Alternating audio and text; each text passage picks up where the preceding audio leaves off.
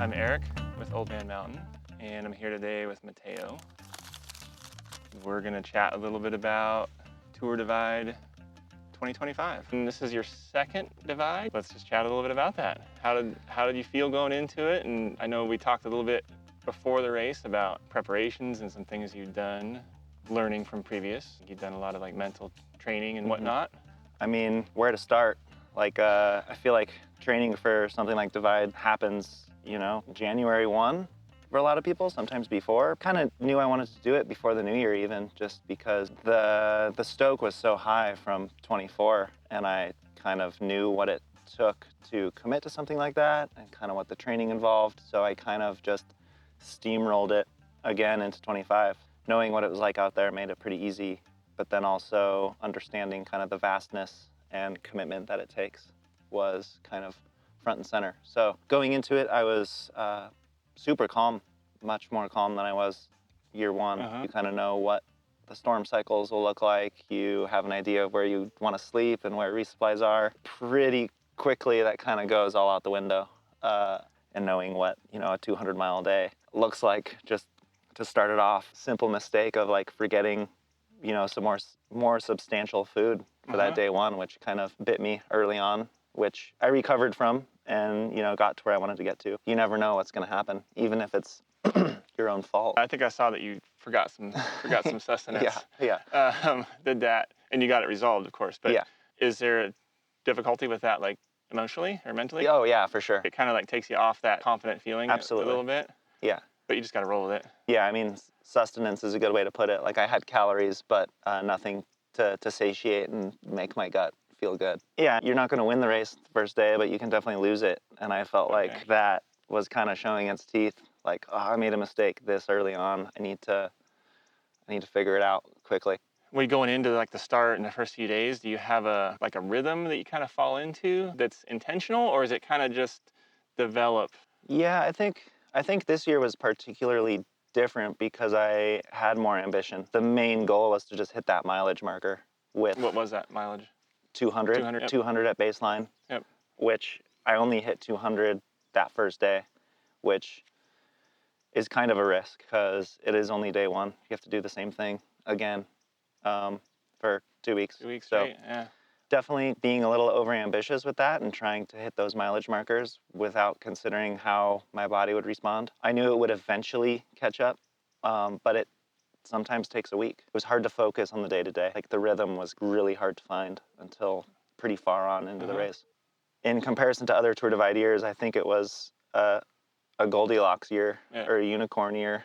Like it rained for maybe 2 minutes her whole first week. That's amazing. Yeah, like put my rain shell on once. Yeah. So kind of created this like hastiness to race because everyone was pinning it.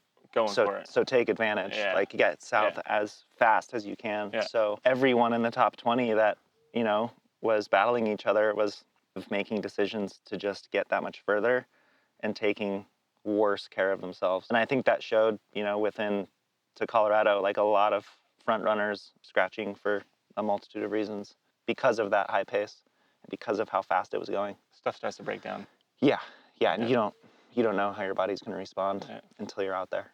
As this unfolded and guys and gals are going for it, how is that affecting you in terms of like, you're like, oh, I need to like push myself, and where's the balance of like pushing my body too far where I'm gonna fatigue too much versus like, oh, I feel really good and I'm just gonna go for it? Yeah, it's that fine balance of how well you recover, where you're deciding to sleep, what kind of gear you've got, and what you prefer as a racer. I think this year's race flow, was so fast, and like I was saying, people weren't taking care of themselves. So everyone's super different. Thinking about people up towards the front versus where I was, we were racing completely different events. My kit and setup was purely based off of 2024 when the weather was horrible. So I was kind of racing to be as resilient as possible with weather, but that weather never happened. So I was kind of carrying around a lot of this gear that I didn't even touch. So. And how was your race for yourself feeling at that point? I was really happy with where I was day after day. About 32 to to 36 hours ahead of where I was the previous year. Oh, wow. So hard to base your ride off of that and constantly have a reference point, because it kind of turns the singular daily focus, which is important to have in mind and not focus on what's following, because really quickly the objective and the grandiose of the event takes over really quick. You just need to focus on day to day. Day to day. And with knowing what I did, the race kind of got away from me quickly because I couldn't focus on the daily. Okay. I was definitely big picture until probably 8 days in. And then by that point, you're starting to break out into different terrain, correct? Yeah, there you're through Wyoming and Yeah. through the basin, which is like a really big hurdle for everyone. This year it was super, super windy and really dry, and some lingering smoke from some wildfires. And then I think I heard that some of that wind came and got you. Yeah, some wind got me, exactly. Took you down. I mean, 50 to 70 mile an hour wind gust warnings, like on the highway crossings, and you hear chatter like along the race about people up ahead and how bad it was, and you try and make decisions to mitigate your exposure to that. But I think once you get into the basin, there's no hiding. I mean, honestly, I was worn down, and a strong wind put me into the ditch and had no traction and no way to get out. So kind of just forced me into the ground, which wasn't the most fun. Yeah. Like two crashes in 24 hours through the basin was pretty tough to get out of. Just both fatigue paired with wind? Yeah. One was kind of fatigue. It was like 1:30 a.m. Had a great push from Atlantic City, but was definitely riding tired. But I was surprised because I was around these derricks and I remembered this area. And I was like, man, I'm making really good ground. And I'm just, checking around, looking at the derricks. And before I knew it, I was kind of stuck in a ditch and crashed. It was mellow, but scraped my knee up. Decided 30 minutes later I was going to sleep there just because getting tired and not paying attention. And then the following day, through Wamsutter, I passed some other racers who slept there the night before, and they were pretty broken down, all beat up. Like they were planning to wait for the wind to die down until the afternoon, and I decided to just go through. And yeah, I kind of paid the price with some strong winds. Pushed on with a leg full of gravel and dirty blood in my socks and all that, and made it to Brush Mountain Lodge and cleaned up, which was a big relief to get to. Yeah, the lodge is an absolute reset for everybody geographically, because you're in Colorado finally, but then also it's a place to really get some good rest and reevaluate your goals. So what did you evaluate at that point? How are you feeling? Definitely a little bruised and broken down. I continued on into Steamboat and further that next day, and had a great day. It's a big mental reset and boost to get into Colorado.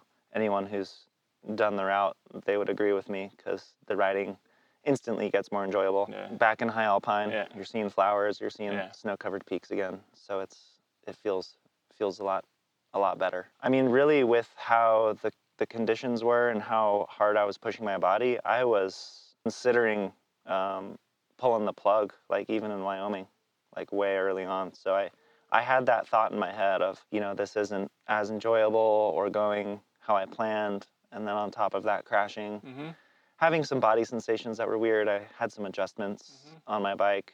Everything adds up super quickly. A good hour and a bad hour, a good 3 hours, and it's constantly changing. It came to a point where my body was taking a bigger beating than I wanted it to. Yep.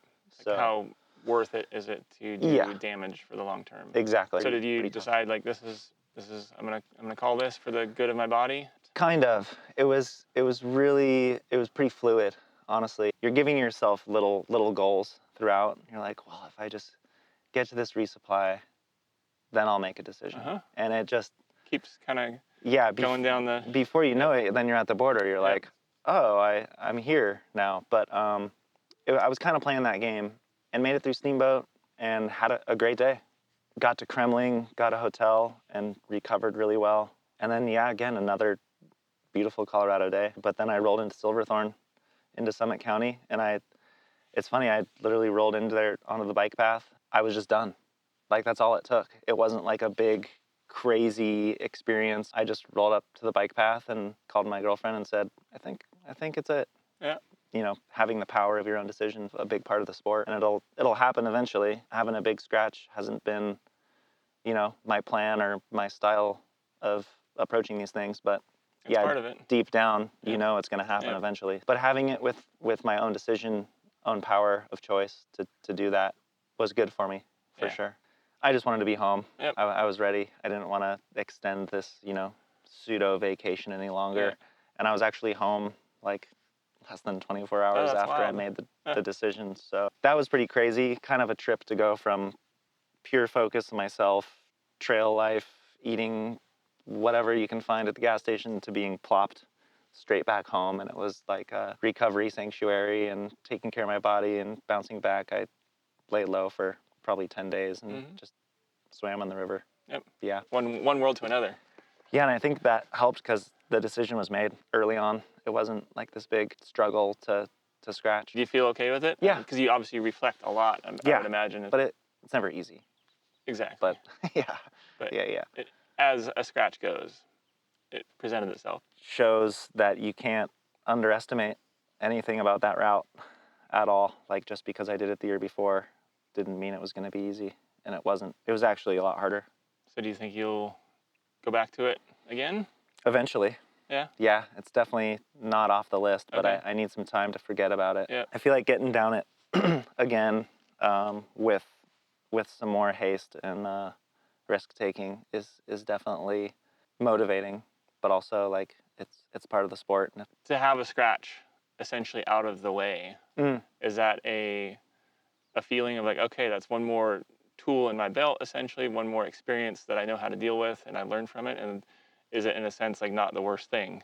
As you go forward and do more races, it's just one more breadth of your experience now. Knowing what that feels like and knowing what making that decision feels like and knowing how I responded to it once I'm back home with all my things, and seeing all my competitors and friends, old and friends I made out on the trail, seeing them carry on throughout is a weird experience. Yeah. And kind of hard to grapple with, being where I am and knowing how my decisions just affect me. I think is definitely powerful, and something to apply to not just racing, but bikepacking in general, but also life too. Like just keep it on. Yeah. So what's next on the agenda? Yeah, I'm waiting for Tour Te Waipounamu in New Zealand. That'll take place in January. And then in the meantime, for probably just some local events, Idaho Smoke and Fire, potentially. Nice. The Big Lonely works out. I'd like to race from home again and show some support for the local event, which is super rad. It's part of the Oregon Bikepacking Triple Crown. But other than that, just enjoying the trails at home. Yeah. Yeah, spending time on the mountain bike and enjoying summer and being healthy. Yeah. After the Divide scratch and coming back from that. So just having fun on the bike, honestly. That's awesome. We've had a good summer for it. Totally. It's been perfect. Well, any other last words of wisdom? Might be interested in taking on their own, Ooh. even just Big Lonely, something local, or Always challenge yourself. Yeah. Yeah, do something that scares you every day. Whether it's the commute home or, the long way home, or doing a 2,700 mile bike race. Yeah, it's different for everybody and it's relative, but go do something that scares you. That's good advice, I think. Yeah. Totally. We can all apply it, and like you say, your own way, even just a commute or whatever. Yeah. Yeah. Whatever it is, can be done. Yeah. Awesome. Cool. Thanks, Eric. Well, thanks. Appreciate it, Mateo. Sick. Hopefully there's something in there. Yeah.